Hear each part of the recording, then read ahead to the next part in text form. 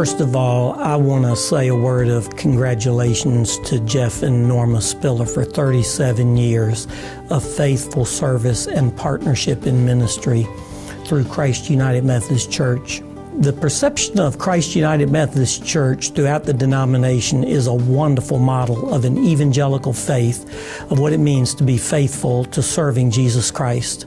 And when you look at Christ United Methodist Church, you're seeing the fruit of that faithfulness.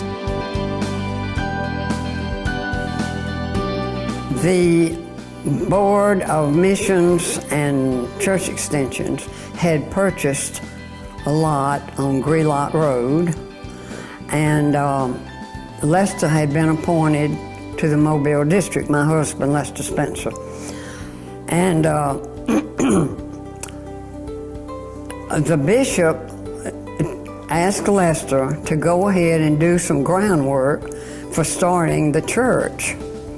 So he asked all the ministers in Mobile, the Methodist ministers, to lend him 2 families, active families from their churches, to help start the church. So they did. So Lester started to meeting with them, and they put up a little temporary building on the land, and they met together and they decided on a name. It was going to be Christ Church United Methodist. And so Lester began to interview the seminary students who were coming into our conference. They were graduating. So the bishop had asked him to interview them and see if he found a suitable minister for Christ Church. So Lester interviewed all the ones coming in, but he was particularly impressed with Jeff, especially when he met Norma. There were many people considered for that particular appointment, but Jeff was such a visionary, even at a young age, and he had so many talents and gifts. We found in him someone that would relate well to founding members, someone who had some organizational skills, someone who had a vision of what the church might become.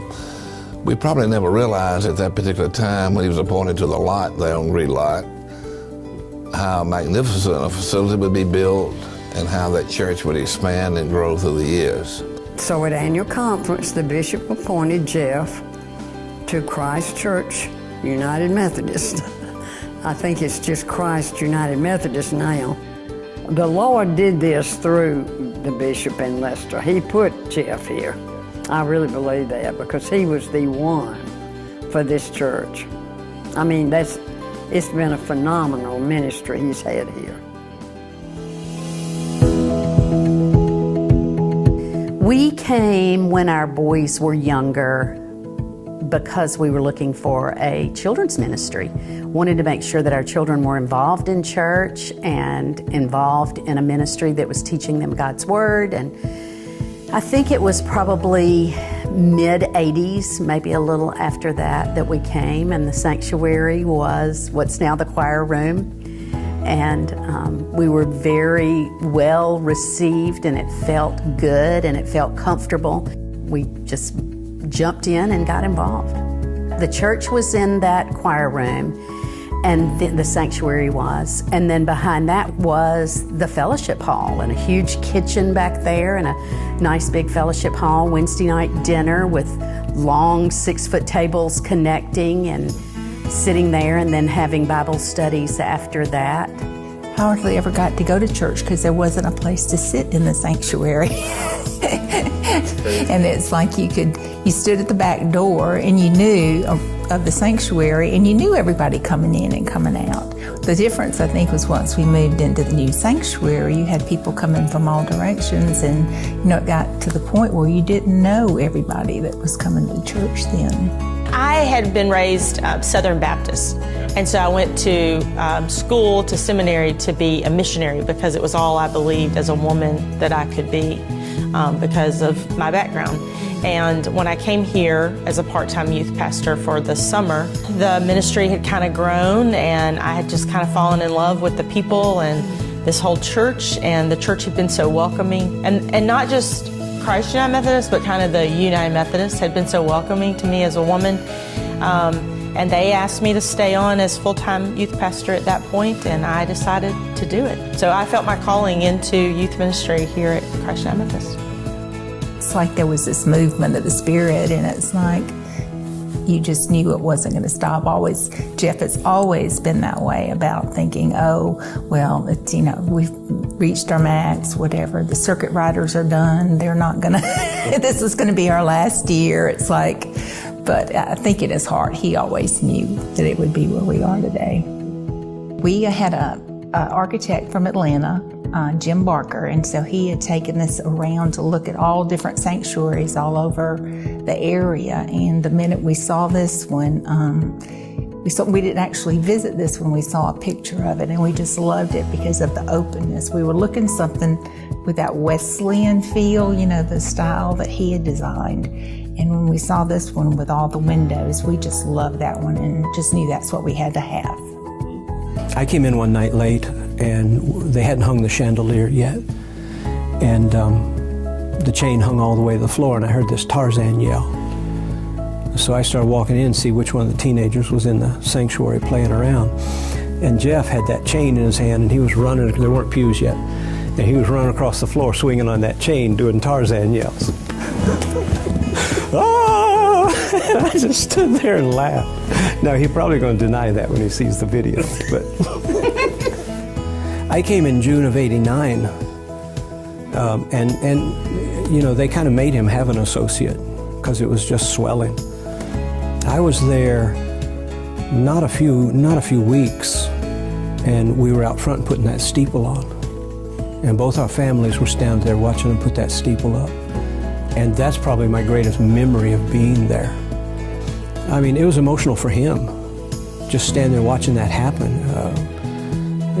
Just 10 years earlier, he's over by where the Hardys was. And so to go from that to 500 and be watching that steeple go up and not know what's happening next. We were averaging 5 to 6 in June of that year. I think the opening was in October at homecoming, and we had 1,100. And it never went back down. I remember the first time that I disagreed with Jeff in a major way was the stained glass windows. I thought that was the craziest waste of money, and how many there were going to be and where all they were going to be. And I just thought that was the craziest waste of money. The second time I thought that we were about to spend money just awfully bad was perceptions. I remember Jeff coming in and saying that he thought he should do perceptions, this thing on the radio, and I thought he was just lost his mind. And I would always tell him, I'm not quiet about my thoughts. And what's interesting is on both occasions I've been proven very wrong, and Jeff has been proven very right, I think. Perceptions obviously has been huge impact on this church and on this community. This weekend we were talking to an unchurched person who said that they listened to Jeff often, and practically every day, in fact, on 92 Zoo. And that several times they caught themselves just listening to him because he sounded just like a real person, he was just humble, and they just always got something out of it. And so that was an unchurched person just kind of saying that, and then I have to sit there and, eat crow. So, but, and then the stained glass, I remember one night I had an emotional teenager who had some pretty traumatic things happen in their lives, and we were over in the other building. We were over in the back building, and they said to me, would you mind if we just go in and sit in front of one of the windows in the sanctuary? And I was like, sure. And we came over, and she picked out her favorite window, and we sat down in front of it, and she just opened up and talked. And she told me that night that she just felt more comfortable there in that spot in front of that window. And so all the things that, I just made fun of Jeff and fussed about, so often I did have to eat crow. So,